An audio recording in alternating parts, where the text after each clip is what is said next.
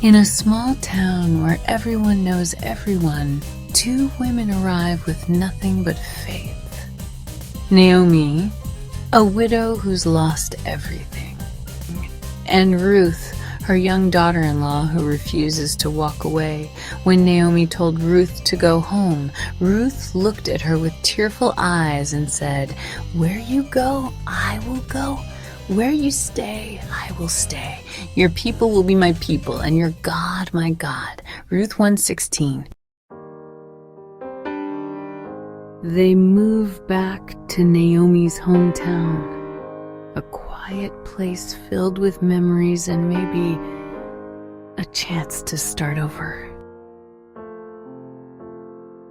Ruth finds work at a local cafe. Early mornings, long hours, yet she does it all with kindness and grace. One day, a man named Boaz walks in, noticing Ruth's kindness. Something about her quiet strength catches his heart. Boaz's generosity extends to Ruth and Naomi, blessing them both. As time passes, kindness grows between them.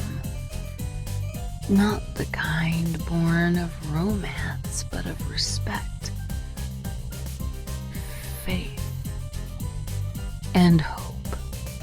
Ruth's loyalty touches everyone she meets, and Naomi's heart begins to heal.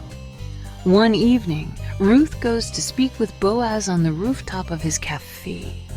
She thanks him for his kindness and for believing in her when no one else did. A simple gesture, but one that says, "You're safe, you're valued, you belong."